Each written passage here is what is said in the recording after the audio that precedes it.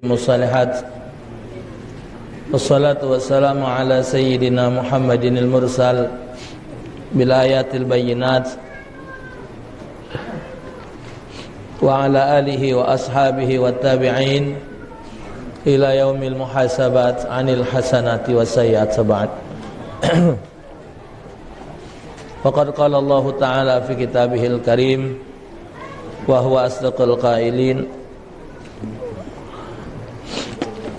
Ya ayyuhalladzina amanu taqullaha wal tanzur nafsum ma qaddamat lighadi wattaqullaha innallaha khabirum bima ta'malun.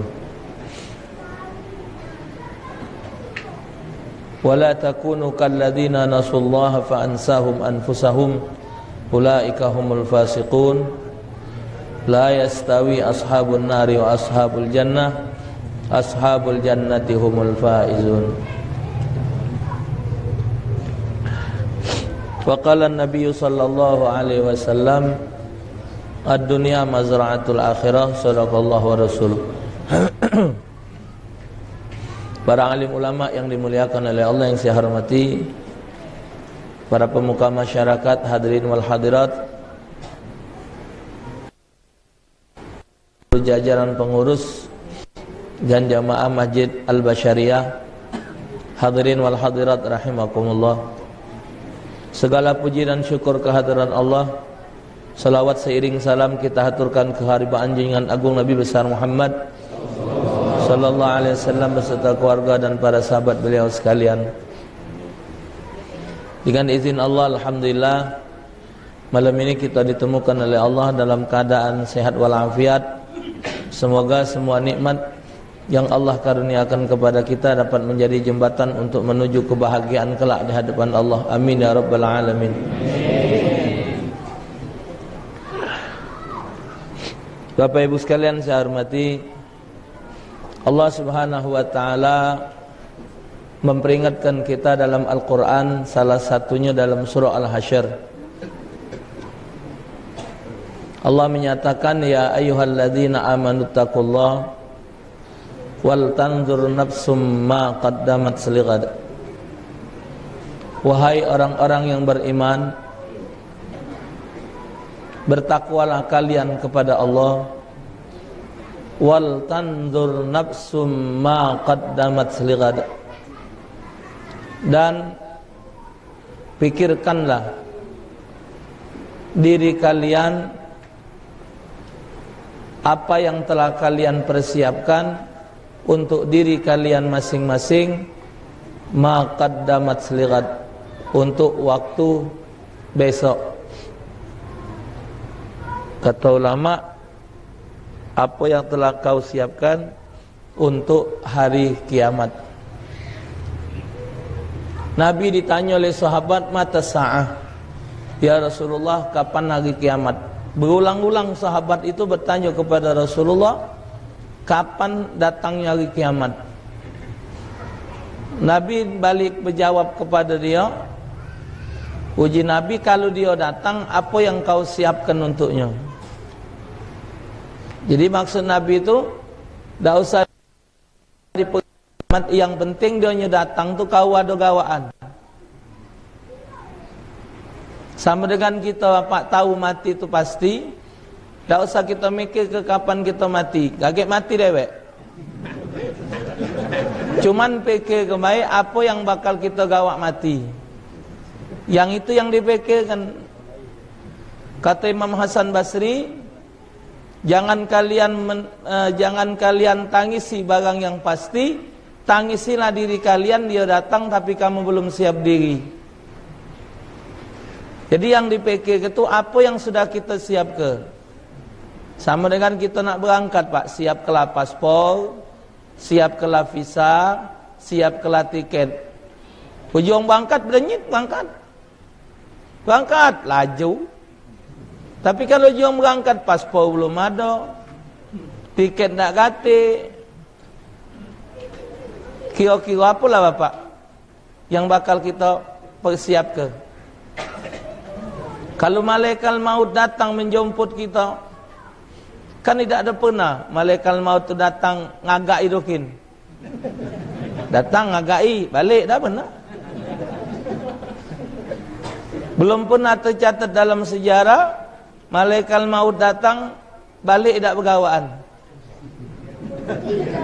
Kapan dia datang bapak, balik pasti digawanya. Cuman dalam sejarah Nabi Muhammad itulah ditanya dulu. Nabi Muhammad cuma dikongkon oleh Allah, Israel jumpa di Muhammad cuman tanya dulu, lah galak apa belum meninggal? Jawab malaikat Israel, aku datang atas perintah Allah ya Muhammad. Cuman uji Allah, ndak apa belum meninggal. Kalau ndaklah waktunya lah sampai, mendak belum ndak kaget. Jadi cuman Nabi Muhammad bapak yang dapat tawaan. Man kita tidak kata tawaan. Kalau dia datang maka itu ma qaddamat seligat. Apa yang telah kalian siapkan untuk waktu kalian akan datang. Karena masing-masing kita harus memikirkan tentang kematian. Yang muda jangan keladasan, karena syarat mati bukan tua. Yang sehat jangan lupa, karena syarat mati bukan sakit. Syarat mati adalah ajal. Tidak ada sangkut menyangkut dengan tua, tidak ada sangkut menyangkut dengan penyakit. Banyak sekarang wong yang berpenyakitan belum mati. Banyak wong yang berlamparan sakit berbulan-bulan masih temangap belum mati. Banyak yang sehat walafiat mati ngejut. Ada yang lagi main golf, ada yang lagi menghadiri acara konser. Itu yang di mana? Yang di Banten. Gagal kalau yang dihantar oleh ombak itu. Yang hadir waktu konser itu bapak itu wong gagal. Yang biduannya habis nyoget, yang habis ini, yang habis ini. Ditumbuk oleh ombak. Tak kata tanda-tanda bakal malam tu mereka mati. Sampai ajalnya. Ya sudahlah bagian dia. Kalau seandainya hal itu terjadi bapak, kita ibadat belum, berbuat baik belum, datang malaikat tu malam ni nak ngomong apalah? Jika kita balik baik dulu malaikat, mana aja? Balik baik dulu malaikat, kaget besok apa cak lusa sini lagi. Dah ada bapak. Ini kapan dia omongkan sakit, mulai bingung, takut mati. Tak ada hubungannya bapak. Kita sakit, berobat, itu untuk sehat. Bukan untuk yang tidak mati. Mati itu tidak ada obatnya bapak. Mati itu cuma satu modalnya, bawa amal, bawa aman. Dan sakit itu cuma sekadar gawe dunia. Ada yang sampai dipasang apa? Reng pucuk no. Taruh di jantung sini. Sampai 3-4 ikut reng. Ada yang sakit cangkok ginjal, ada yang ini, ada yang lever, ada yang sakit getah bening sampai podium 4. Podium apa itu? Stadium. Hah? Belum mati bapak? Belum mati? Tidak mati? Masih sehat? Alhamdulillah. Nah, ada yang lagi main golf, jingok di YouTube itu. Ada yang lagi olahraga, ada yang lagi kampanye, mati. Ada yang sedang nyanyi, ada yang sedang ibadat, ada yang sedang maksiat, ada yang sedang sujud. Itu ada yang sedang ngaji di YouTube di rumah menteri. Menteri ada acara, ustaz itu datang ngaji. Yang dibacanya surah Al-Mulk. Tepat tentang cerita kematian. Saat mengaji beliau meninggal. Ada di WhatsApp itu, ada wong mabok datang ke masjid. Kejadian di apa luar negeri, di Mesir apa di mana itu, lagi duduk dalam masjid, seorang ustaz dengan berapa jemaah, datang wong mabok, ngamuk-ngamuk, nak solat diusirnya oleh budak tadi. Kata syekh tadi tak usah diusir, biarlah bimbing, ajak ambil uduk, dan ambil uduk solat, dia jadi imam. Sujud kedua, imam berangkat, dia tak berangkat lagi, meninggal. Nah, jadi kalau sudah sampai ajal, selesai. Tak tahu sakit, tak tahu apa. Ini begitu diperiksa sakit, kata dokter, bapak, jantung bapak bocor. Bapak kalau nak sehat, harus banyak menghirup udara segar di waktu pagi, di tempat yang banyak tanaman hijau-hijau. Nyarilah tempat-tempat aman. Pagi-pagi habis subuh keliling, sendal lidak, solat nyepet maca wigit dipendeki, biasa maca yasin, maca apa, maca Quran ditinggalkan karena nak ngebut suhu dingin tadi. Keliling, 3 kali keliling tambah mengas. Keliling di taman tu banyak tino bagus. Tidak ngawas betino, lagi mengas, tambah lagi ngawas.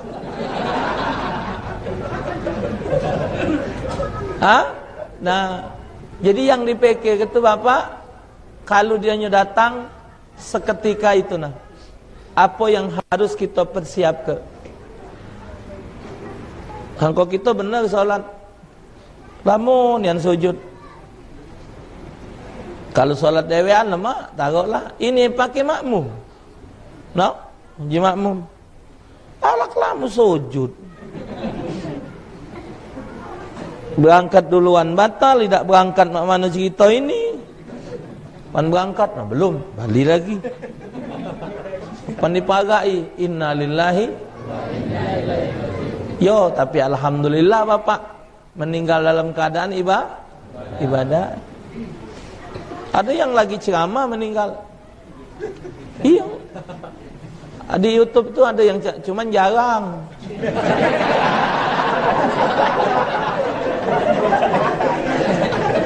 Nah, maqaddamat seligat. Apa yang telah kalian perbuat untuk waktu yang akan datang. Maka itu hidup ini harus diisi dengan yang manfaat. Kata Imam Ghazali dalam kitab Ihya, sebagian bapak ada ikhwan kita, saudara-saudara kita tidak setuju dengan kitab Ihya Ulumuddin. Ujinya kitab Ihya Ulumuddin tu banyak hadis-hadis palsu. Banyak hadis-hadis yang dhaif, hadis-hadis yang maudhu, sehingga tidak pacak jadi referensi. Mana kendak kau nak maudhu, nak dhaif, mana kendak kau. Uji dia dhaif lah.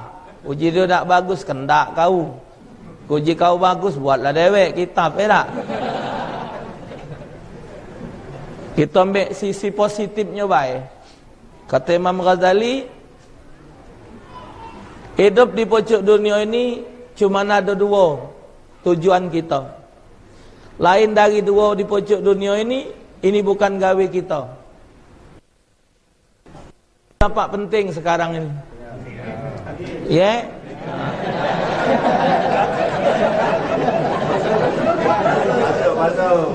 Kalau bapak ibu yang cuman satu sempurna hanya Allah.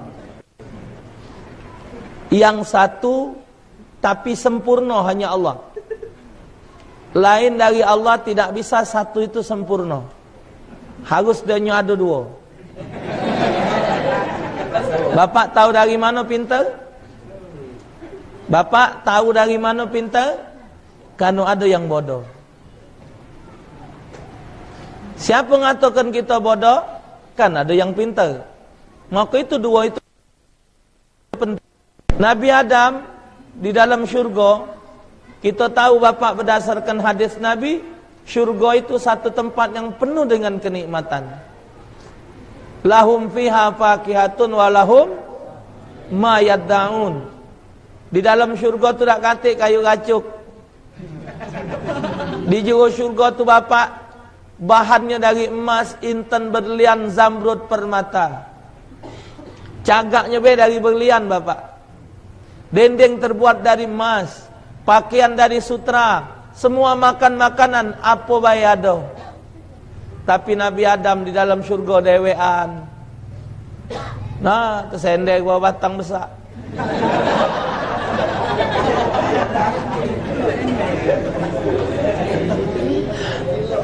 Dewean Nabi Adam.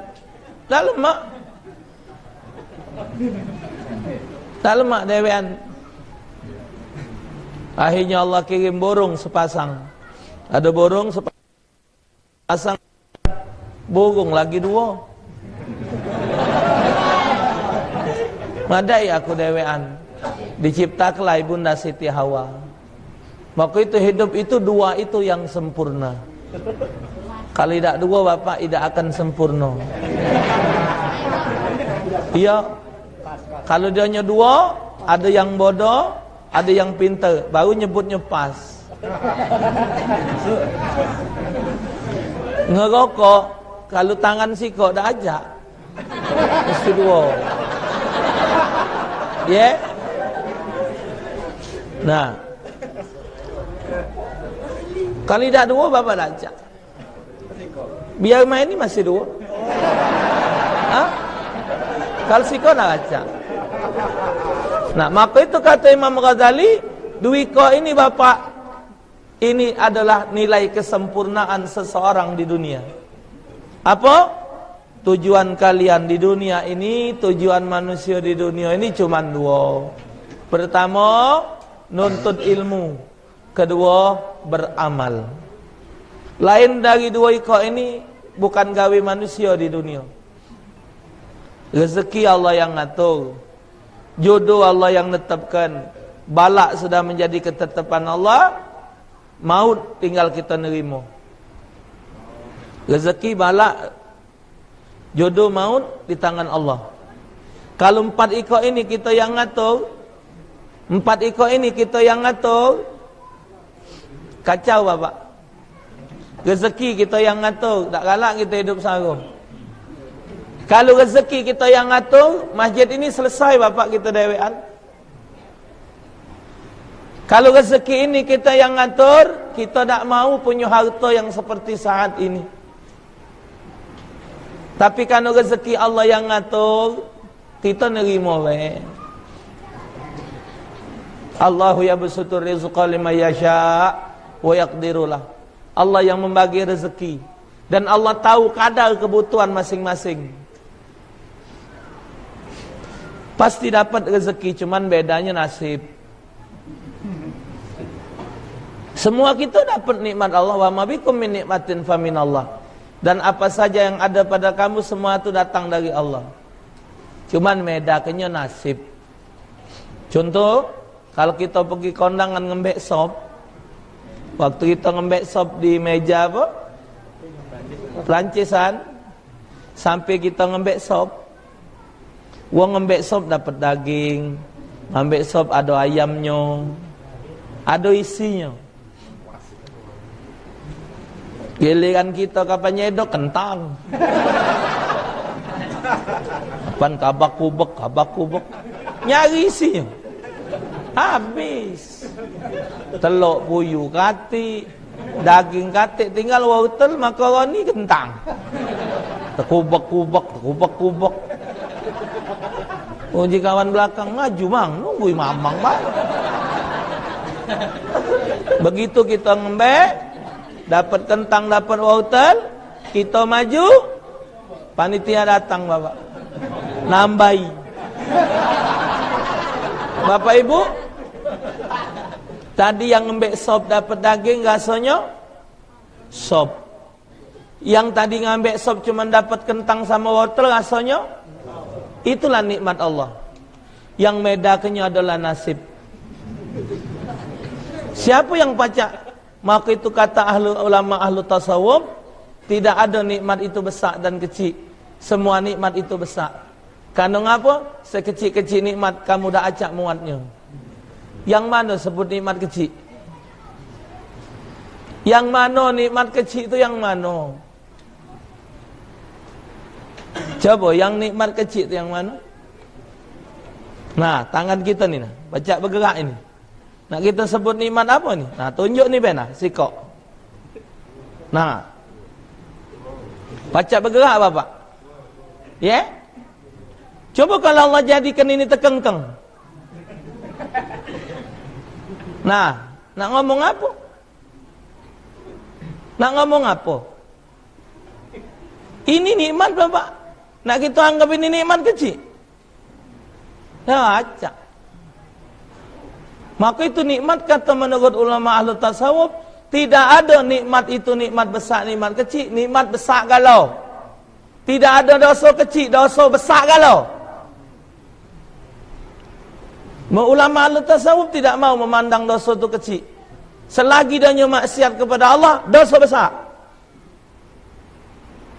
Semua nikmat yang ada di kita, kecil apa? Tidak ada kecil, besar. Apalah nikmat kecil kira-kira? Gigit nyamuk. Gigit nyamuk. Nah, coba nah kalau kita bergaut. Bergaut tapi posisi tak gatal, tidak lemak bapak. Bergaut posisi tidak gatal, tidak lemak bapak. Tapi kalau kita posisi digigit nyamuk atau digigit oleh semut, kita buang semutnya, kita usir nyamuknya, kita bergaut bapak, alangkah lemaknya bergaut. Besar kecil? Tidak ada nikmat kecil bapak. Segala rezeki Allah yang nanggung. Selagi hidup mengikuti kebutuhan cukup, tapi hidup mengikuti keinginan tidak akan pernah cukup. Kalau hidup mengikuti keinginan, siapa beda cukup? Buktinya, yang jadi anggota-anggota DPR itu, yang sekarang lagi menjabat, yang sekarang lagi mencalonkan diri jadi pejabat, apa kurang harta mereka? Bukan dikit bapak harta mereka tu. Ada yang habis ke duit sampai puluhan miliar. Nak ngembek satu jabatan. Kalau kita yang bengak ini bapak nak ngembek apa lagi? Mobil lah punya, segala kendak nurut pacak, rumah punya, kebutuhan ada, ya jadilah. Masih nak jadi pejabat. Itu kan ngapa? Mengikuti keinginan. Sudah jadi pejabat, yang ini pensiun, nyalon ke jalan lain pula. Baru habis jadi bupati, nak jadi anggota DPR pula. Kelar anggota bupati, nak jadi gubernur. Habis gubernur, nak jadi terus. Kalau pacak ke presiden. Terakhir mati. Nah, itulah akibat hidup banyak keinginan. Alhaqumut hatta zurtumul, kecapi makanan kera belum mati. Rezeki Allah nanggung. Kalau rezeki kita yang ngatur, tak galak hidup macam ini. Bala Allah yang tentukan. Kalau nurut ke kita, tak galak bapak dapat bala. Kali bala 12 lah. Mana galak? Tergigit, makan lagi lemak pak. Makan, no. Sambal kemang, iwak seluang. Oi, lemak pak, makan. Tergigit bebek, cebuk. Oi, galak, galak, galak. Tak galak, tapi siapa yang netapkan kalau bukan Allah? Itu nandoknya ada yang ngatur. Jodoh, siapa tidak galak bapak nikah? Galak-galak. Tinggal kita nyingokkan, ada lanang ganteng, pinter, berduit, besar tinggi, putih, sampai saat ini belum berbini. Ada tak? Ada yang jahat, bengak buyan, 4 kali lah berbini. Ada betina cantik, pinter, bagus, bahenol, pokoknya hebat bapak, sampai hari ini belum ketemu jodohnya. Ada wanita yang biasa-biasa baik, cantik tidak, jahat juga tidak, sederhana baik. Subhanallah, lah 7 kali belaki.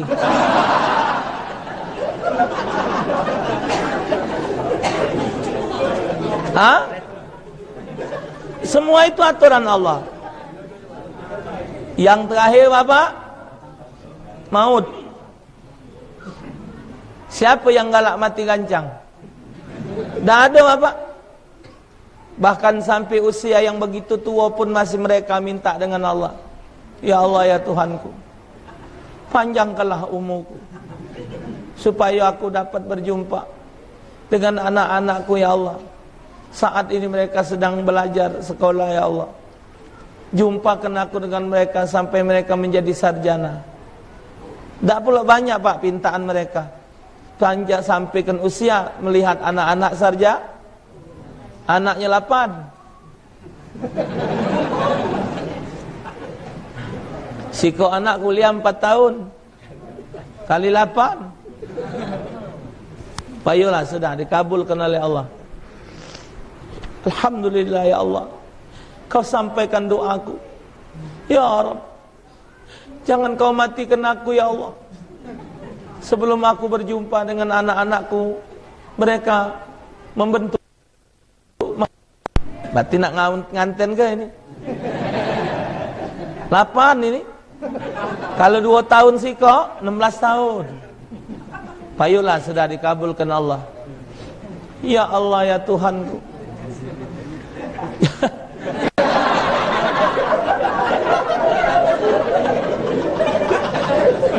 jangan Kau matikan aku ya Allah sebelum aku menunaikan ibadah haji. Alhamdulillah kabul pergi haji. Sampai di Mekah, ya Allah, alangkah indahnya rumahmu ya Allah, alangkah bahagianya hatiku ya Rabb. Ya Allah, sampaikanlah anak cucu Baitullahmu untuk bisa menunaikan ibadah haji. Ya Allah, jangan Kau matikan aku sebelum aku melihat anak-anakku sudah haji.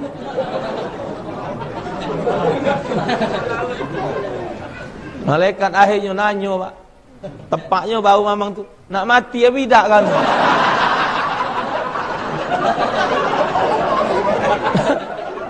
Nak mati ya tidak kan? Kalau ajal itu Bapak, kita yang ngatur. Tapi kita dikongkon bersiap diri. Maka itu Bapak Ibu, salah satu persiapan diri, kita harus mengisi hidup ini dengan amal yang baik. Itulah kata Imam Al-Ghazali, hidup di dunia ini cuma 2 tujuan. Siapapun juga dia. Pertama, nuntut ilmu. Kedua, beramal. Lain dari 2 ikut ini, tak katik dikongkon pucuk dunia. Rezeki cuma sudah diatur, disuruh kita untuk nyumput rezeki. Banyak kuliahan Bapak di komplek ni, banyak sarjana, bukan sedikit. Tapi antara gawe dengan ilmu dak akal. Sarjana hukum jualan, sarjana hukum jual duku. Mana jangkau ni? Alah ya Pak Ustaz, aku tahun 90 tamat kuliah ni, sarjana hukum kau jual ini. Ya inilah kata rezeki lain. Sarjana hukum jualan duku Pak. Di Palembang sarjana hukum muka toko. Ha? Ada lagi Bapak sarjana ekonomi, jualan makanan. Uji ku nak jualan kue, dak usah kuliah lagi, normal. Baca. Sekolah itu mencari ilmu, bukan mencari rezeki. Sekolah mencari ilmu, bukan mencari rezeki. Rezeki Allah yang ngatur. Banyak contohnya. Hidup di dunia mencari ilmu dan beramal. Dengan ilmu ini Bapak Ibu, seseorang dapat membedakan mana yang benar, mana yang salah. Selagi itu namanya ilmu, dipersilakan untuk dituntut, dipelajari. Sumber ilmu Al-Quran, al-hadis. Untuk memahami ilmu, tidak pacak cuma dengan melihat Quran dan hadis. Harus ada ulama. Kita baca Quran tu nah. Pacak dewek apa? Tahu huruf alif, ba sampai ya, garis pucuk, garis bawah. Dari mana? Dari ulama. Ini ada pengajian yang tak setuju dengan ulama. Untuk apa kita ikut Imam Syafi'i, Imam Hambali, Imam Ghazali? Kita cukup kembali kepada Quran dan hadis. Nyawa kau lolo.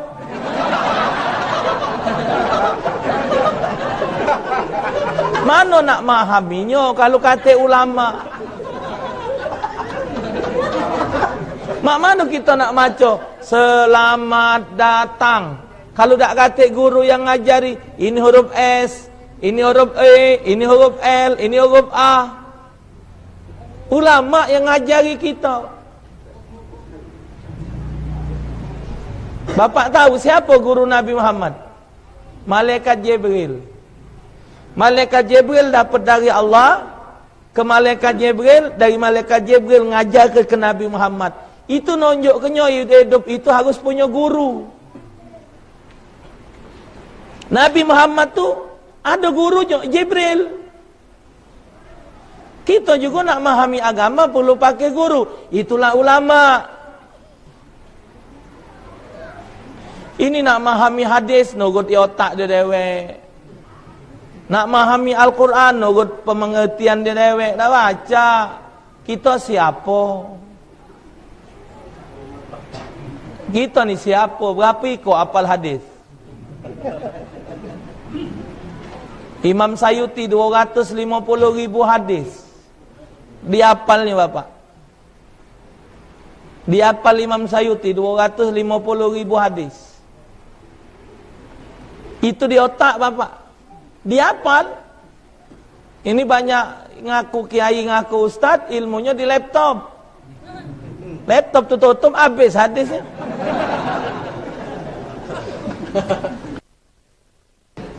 Ilmu supaya kita beramal jadi baik. Kita beramal jadi benar dengan ilmu. Fakullu ma ya'mal bi ghairi ilmin ya'malu amaluhu mardudatun la tuqbalu. Setiap orang beramal tanpa ilmu, Allah tolak amalnya.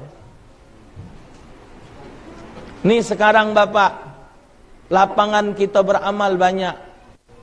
Allah Ta'ala bukakan pikiran orang komplek ini untuk merenovasi masjid. Ini nih lapangan amal untuk kita. Kalau dijingok main nih bapak, kapan lah nak kelaunya? Kalau dijingok macam ini, kapan lah nak selesainya? Kalau nak ngukur kita bapak, jangan minta dengan wong miskin. Minta bantuan tu dengan yang kaya. Allah Subhanahu wa ta'ala. Laporkan diri kita, laporkan kebutuhan kita kepada Allah. Ya. Kedua, jangan galak pala pele kalau wong nyumbang, berapapun wong nyumbang baik. Belum tentu wong berduit tu nyumbangnya besar. Saya ni bapak manusia yang hidup di kampung. Ngurusi maulud, ngurusi mi'raj, ngurusi segala macam. Sangka kita muat proposal ngantar ke rumah dia. Harapan besar nunjukan dia. Ternyata bapak yang diharap bakal dapat besar nunjuk kecil. Yang sangka kita tak kata injuan apa-apa, itulah yang besar. Tak pacak kita ngukur wong. Wong berduit tu kadang besar gawe. Besar bacotnya baik. Ha? Nah, kita jangan pernah putus asa bapak untuk beramal dan berbuat. Dan kita berbuat kebaikan ini adalah ladang amal kita. Inna nahnu nuhyil mauta wa naktubu ma qaddamu wa asarahum. Kami senantiasa menulis, mencatat amal dari yang mereka tinggalkan. Kalau kita melok bangun masjid, sampai kapanpun bapak, kita akan dicatat sebagai orang yang membangun masjid. Man bana masjidan fid dunya, banallahu lahu baitan fil jannah. Siapa yang bangun masjid di dunia, Allah bangunkan satu rumah bagi dia di dalam syurga. Ustaz, kalau nak bangun tak katik dananya, sesuaikan dengan kapalnya. Kalau kapal besar, ombaknya besar. Kapal kecil, ombaknya kecil. Uji Nabi, jangan kamu malu sedekah kecil, malulah kamu yang tak sedekah. Aisyah nyumbang kecil ni, jangan dijengok nyumbang kecil. Duit 1 miliar kurang 5 pia nak jadi. Duit 1 triliun kurang 5 pia jadi tak? Tidak jadi. Ustaz, aku ni pengen Ustaz nyumbang masjid itu. Tapi aku ni maklum lah Ustaz, cara tak katik laki. Kemana laki bu? Mati. Jadi, aku ni janda Ustaz. Yo maksud ibu, ngapa ngomong janda luan gaya aku? Yo aku ni nak nyumbang 5.000 ni nak. Malunya aku. Jangan malu, sumbang.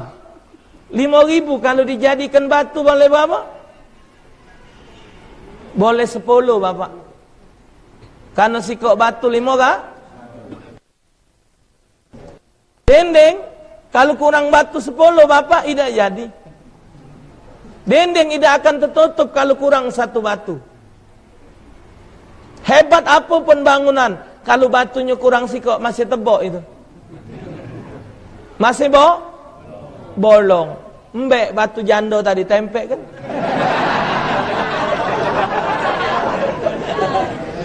Jangan pernah malu sedekah kecil. Malulah kamu yang tidak sedekah, uji Nabi. Dia sedekah cuman banyu putih baik. Katik guna. Kau sedekah tak? Tidak. Jangan malu. Wong kafir itu kenapa mereka bisa hebat bapak? Kenapa bangunan-bangunan mereka bisa berdiri hebat? Modalnya cuma satu, kata Allah. Ba'duhum awliya'u ba'd. Mereka saling bantu-membantu satu sama lain. Ada orang berapa komplek ni pak? Mana Pak IT? 180 kakak. Uangnya? Kio-kio. Yo terlepas nak ngontrak, terlepas tak nunggu. Yang ada orang berapa? 1.000? 2.000? Tak sampai 1.000. 600-an. 600-an. Kalau sebulan 10.000? Berapa? 6 juta. 6 juta. 10 bulan? Siapa bilang Islam tak bisa bangun? 60 juta 10 bulan. Itu kalau 10.000 sebulan. Bapak ngokok berapa bungkus sehari? Sehari bapak ada yang harga ada 2 bungkus bapak ngokok sehari 40.000. Sehari berani ngeluarkan 40.000. Miru ke bembeng, hitam ke gigi, langsung lubang hidung. Coba kalau memang nak dibangun masjid, nak diselesaikan, coba stop dulu bapak ngokok setahun. Selesaikan masjid. Tidak ada umat Islam miskin. Kita ni yang melok ngayo ke orang kafir. Dengar kabar bapak, bos yang punya rokok itu, bos rokok lagi tak ngokok. Bos rokok yang punya pabrik rokok tu tidak ngokok. Ditanya bos ngapa tidak ngokok? Karena yang ngokok dah acak maco. Rokok menyebabkan kanker jantung. Cuman ada juga yang melau ngokok. Di Jepang ada nenek-nenek usia 150 tahun masih hidup, gawinya ngokok. Ditanya, nek, apa dia resep pacak umur sampai tua? Ngokok. Ngapa mak itu? Wong yang dulu ngelarang aku ngokok lah mati kalau. Aku masih hidup ngokok. Nah, kalau nyengok nyai itu pak, ada harapan panjang umur. Sebulan 10.000, wong 606 juta. 10 bulan pacak 60 juta bapak. Kalau 10.000 sikok wong 1 bulan. Kalau sikok wong sebulan 100, ada yang tidak bisa bapak. Tidak ada yang tidak bisa. Kalau kita nak berdegup ngenjuk duit 100.000 berat, coba setiap hari kita masuk ke celengan, cari sikok wong, nagih sikok rumah ngisi 1.000 rupiah. Tiap hari ngawak celengan 1.000. Tidak berat bapak, anggaplah rokok sebatang. 1.000. Apa rugi? Tidak ada rugi bapak. Wa ma anfaqtum min syai'in fahuwa yukhlifuh. Apa saja kata Allah yang kalian infakkan di jalan Allah, Allah ganti. Dan Allah Ta'ala ngentinya juga tidak sama dengan jumlah itu. 1:700.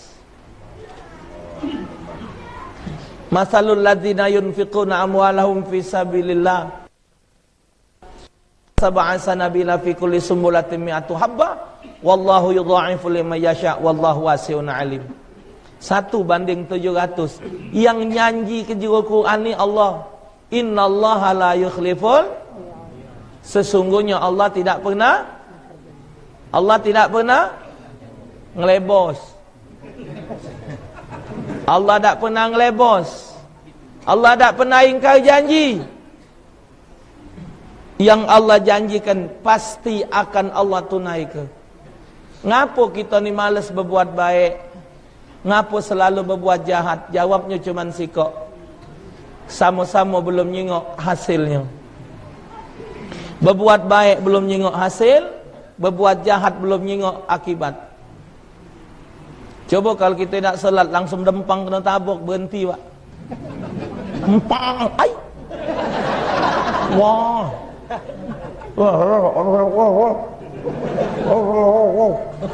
Biru bapak no. Ngapo? Tidak zuhur. Allahu Akbar. Berhenti pak, tak mungkin tak solat. Tidak asal empang. Hai pak.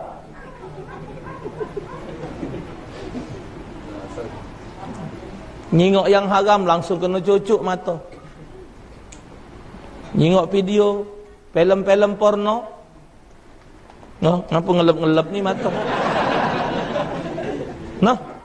Nah, jika mana ngapo? Tak tahu ngapa lah, ngapa tak aku ni ngejut ngelap.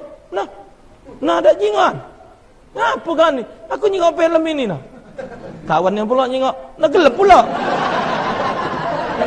Berhenti bapak. Berhenti bapak. Tidak mungkin dia maksiat. Dengar ngomong iwong, langsung peka. Hah? Ngapa kan ni peka ni? Tadi dah aku dengar apa ni peka. Oh aku tadi dengar ke kau ngomong isi anu. Dia pula bedah. Ngapa? Karena dengar ngumpet iwong.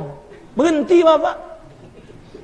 Kenapa kita berbuat kebaikan malas? Karena kita belum nyingok balasan Allah. Coba kalau kita ngisi celengan duit 1.000, langsung keluar tangan dari belakang nyolong ke duit 700.000. Nah, apa dia ni?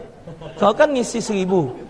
Nah, ini nurut Al-Quran dibalas 700 kali lipat. 700.000. Masuk lagi 700. Keluar bapak 7 juta. Mungkin bapak langsung. Kenapa sahabat bertubi-tubi mendarmakan hartanya di jalan Allah? Karena mereka yakin yang nyampe ke Nabi Muhammad, yang diterangkan dalam Al-Quran. Kenapa orang berebut jabatan bapak? Karena mereka belum tahu betapa besarnya dosa jadi pejabat. Kalau mereka tahu besarnya dosa jadi pejabat, dak hati yang galak jadi pejabat. Apa sumpah Sayyidina Umar Abdul Aziz? Sumpah seorang khulafa ar-rasyidin. Setelah sahabat Sayyidina Umar Abdul Aziz, beliau mengatakan, aku minta kepada Allah, jangan sampai ada keturunan Umar Abdul Aziz yang jadi pejabat. Cukuplah aku sikok. Al-Imam Umar Abdul Aziz, bapak seorang khalifah, pernah menangis bapak satu saat. Gara-gara nyingok seekor kambing mati di dalam satu lubang. Nangis segen-segen. Ditanya oleh anaknya, "Ngapu abah nangis? Apa sebabnya?" "Alah kebesak dosa aku." "Dosa apa?" "Kambing mati." "Ngapa? Kambing mati dalam lubang."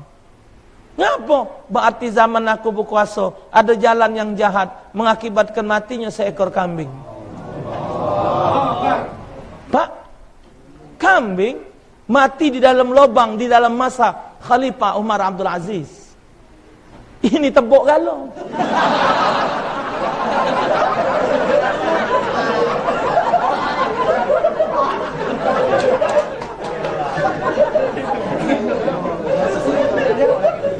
Caidak baik Bapak. Caidak baik. Siang tadi saya ceramah Bapak daerah Selapan. Ya Allah, jalan. Tapi bagus juga Bapak jalan macam itu. Dengan banyak lubang tu kan kita berbacuan, ya Allah, Allahu Akbar, Subhanallah. Bagus juga, jadi pacak ingat. Kalau jalan lurus macam jalan tol, mana ada nyebut nama Allah. Oh lancar kan?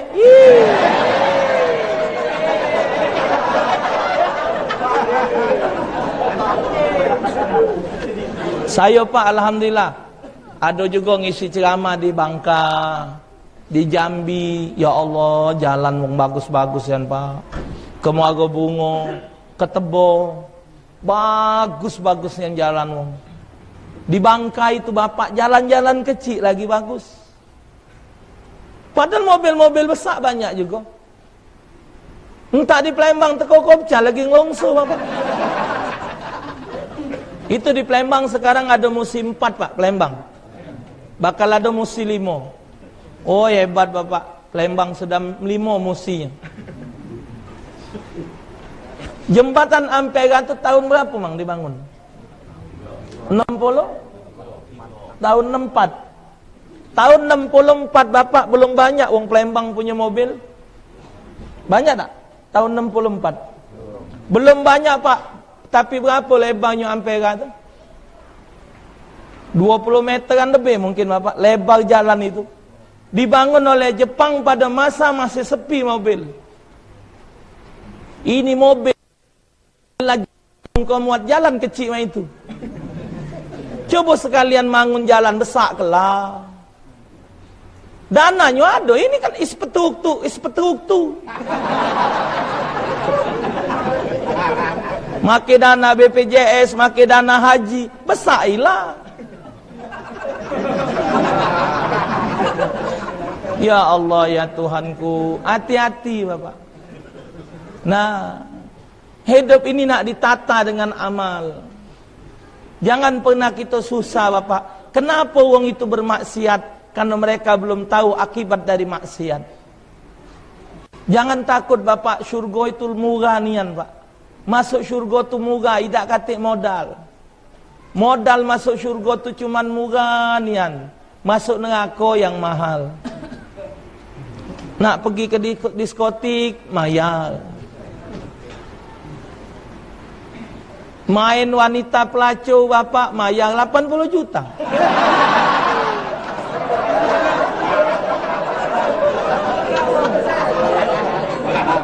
Ini lagi rami Bapak. Di media sosial lagi rami Bapak. Seorang pelacur dihargai 80 juta. Bayar Bapak. Ya Allah. Ke diskotik mayar, minum minuman keras mayar, makan ekstasi mayar. Pergi ke diskotik, jangan kena nak joget nak disko Bapak. Masuk ke diskotik tu mayar 350 kalau tak salah.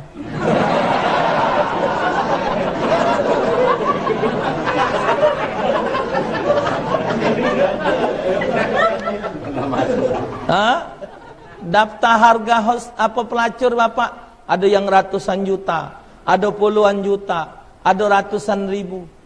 Harga pelacur Bapak. Sementara di rumah punya istri. Apa bedanya? Istri dinilai ibadah.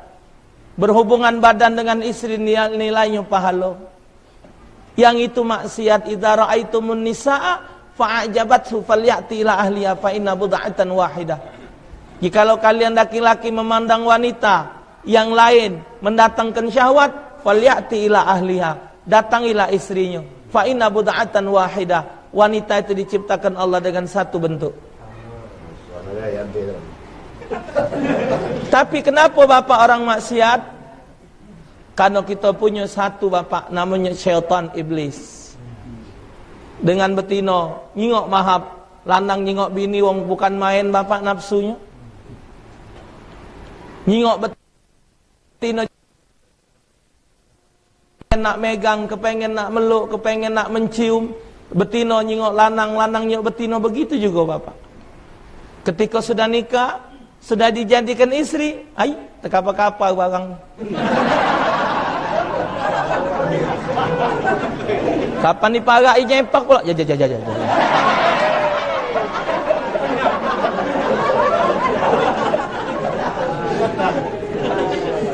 Papa capek, papa. Hah? Kenapa bapak? Karena kalau sudah nikah itu jadi ibadat. Sebelum nikah itu maksiat, maka itu maksiat itu manis. Kenapa kita malas bapak? Tempat ibadat seolah-olah tidak diperhatikan. Keramiknya tidak bagus, kamar mandi tidak bagus kadang-kadang. Kenapa? Karena kita belum nyingok. Kalau kita nyingok bapak, ais, bukan main bakal balasan Allah di akhirat. Pikirlah bapak, membangun satu masjid, Allah bangunkan satu rumah dalam syurga. Dalam riwayat hadis bapak, paling kecil rumah di dalam syurga, sikok rumah itu pintunya 40. Bahkan dalam satu riwayat, sikok uang dapat rumah dalam syurga, luasnya lebih luas dari langit dan bumi. Nah, siapa nak nunggunya? Itu nunjukkan bapak, besarnya balasan Allah. Besar kecil rumah itu tergantung di hati. Biarpun rumah besar kalau hati sumpah kecil, biarpun rumah kecil kalau hati luas. Hidup ini letaknya di hati. Hidup ini inti hidup adalah bahagia. Harta punya, pedeng ada, siwana ada, bini cantik belum tentu bahagia. Benar? Bagi bini jahat. Hah? Ada wong bininya jahat bahagia ada tak? Ada wong yang bininya jahat bahagia. Itu bukan bahagia, ditahan kenyang.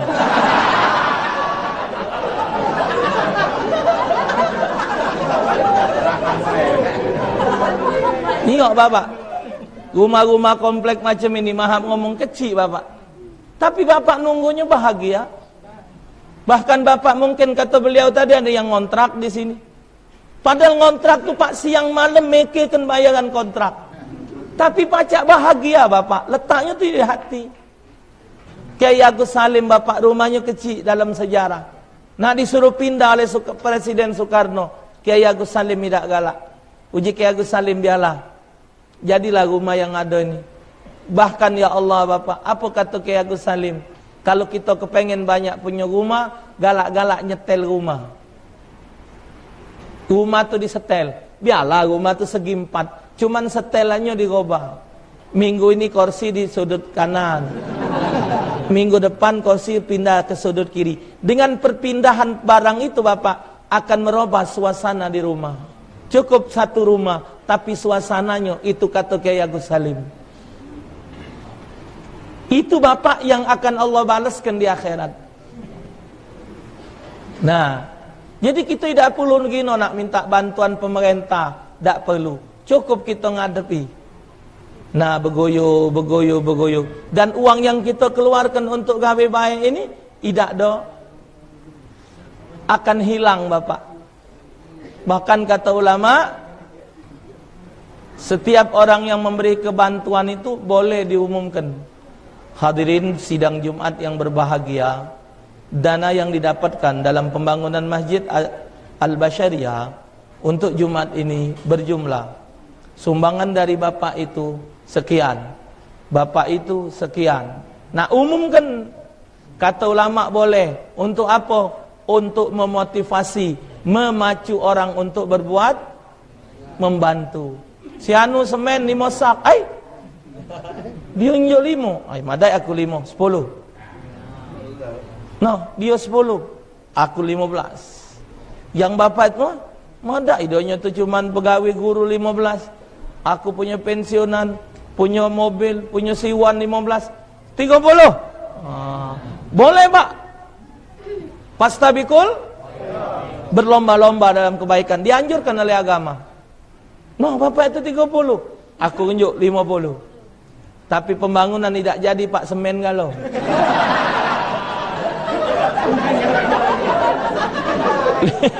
$50 ikut semen galau. Uji tukang mana nak ngawe kenyoy? Hah?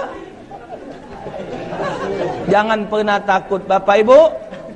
Setiap celengan lewat depan muka kita, ingat berarti syurga nyumput di kita. Setiap celengan lewat depan muka kita, itu berarti syurga nyumput di kita.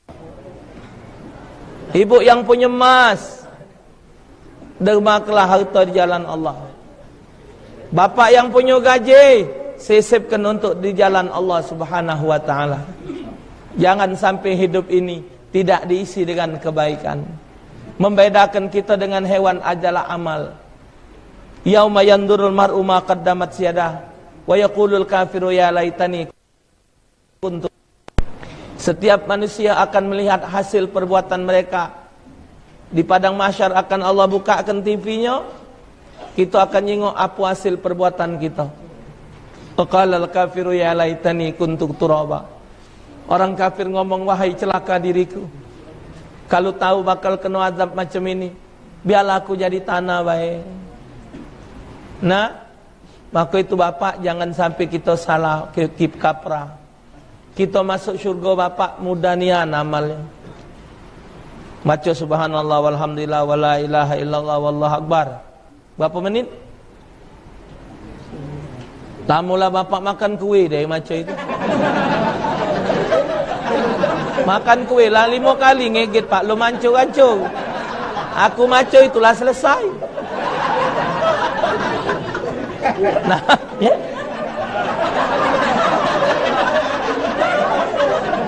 Nah, budak ni nak makan kuih, belum habis.